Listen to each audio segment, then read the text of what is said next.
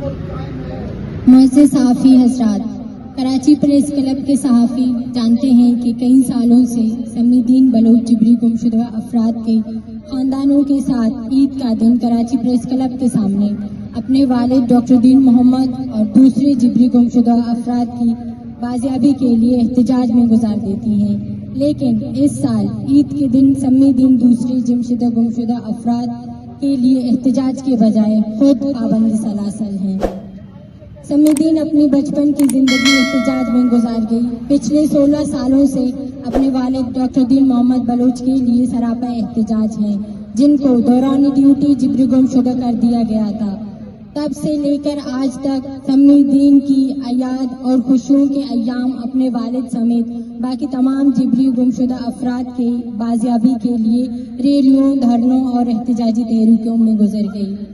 سمی الدین کی جدوجہد صرف اپنے والد کے لیے نہیں بلکہ بلوچستان کے ہر اس جبری گمشدہ افراد کے خاندان کی جدوجہد ہے جو ریاست کی غلط پالیسیوں کا خمیازہ بھگت رہے ہیں۔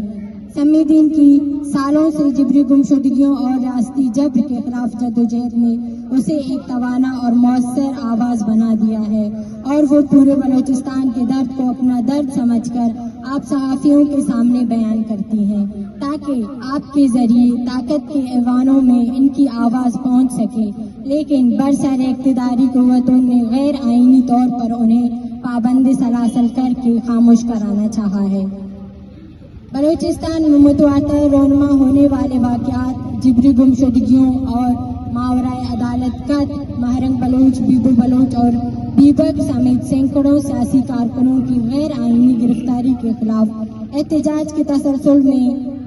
بلوچ یکجہتی کمیٹی اور کراچی سول سوسائٹی نے پرامن احتجاج کیا، لیکن سندھ پولیس نے اس احتجاج پر کریک ڈاؤن کر کے سمی الدین سمیت مظاہرین کو گرفتار کر لیا، لیکن عدالت کے رہائی کے باوجود عدالت کے احکامات کو بالائے طاق رکھ کر پاکستان پیپلز پارٹی حکومت کے احکامات پر انہیں دوبارہ 3 MPO کے تحت 1 مہینے کے لیے قید کر دیا گیا تاکہ جبری گمشدگی کے مسئلے کو طاقت کے زور پر خاموش کرایا جا سکے، جو ہرگز ممکن نہیں۔ پاکستان پیپلز پارٹی انسانی حقوق اور خواتین کے حقوق پر چاٹ ہیں، لیکن ان کی سندھ حکومت یہی حقوق بلوچ خواتین کو دینے کے لیے تیار نہیں ہے، اور جبری گمشدہ افراد کی بازیابی کے لیے احتجاج کرنے پر سمی الدین بلوچ کو ہتھکڑیاں پہنا کر عدالت میں پیش کیا گیا۔ فوجی عامر ضیاء الحق کے مارشل لاء دور میں محترمہ بے نظیر بھٹو کو گرفتار کر کے انہیں جیلوں میں قید رکھا گیا، اور آج محترمہ بے نظیر بھٹو کی پاکستان پیپلز پارٹی کی حکومت استعماری قوانین کو بلوچ خواتین کے خلاف استعمال کر کے انہیں جیلوں میں پابند سلاسل کر رہے ہیں۔ جمہوریت کی علمبردار پاکستان پیپلز پارٹی کی حکومت بلوچ خواتین کو آئینی اور پرامن تحریک کو ختم کرنے کے لیے مارشل لاء دور کے ہتھ کنڈے استعمال کر رہا ہے۔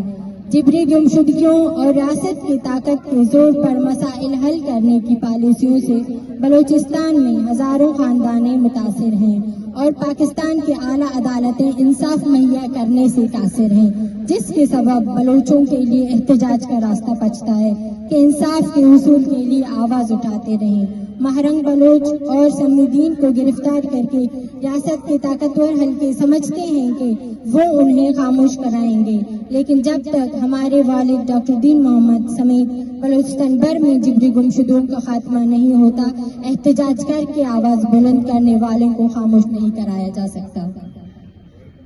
سمی الدین، مہرنگ اور دوسری خواتینیں عید کا دن جیل میں گزاریں گی، لیکن پورا بلوچستان عید کے دن جبری گمشدگیوں، ریاست کے برسر اقتدار قوتوں کی غلط پالیسیوں کے خلاف اور جبری گمشدہ افراد کی بازیابی کے لیے احتجاج کر رہے ہیں۔ جبری گمشدگی صرف ہمارے خاندان کا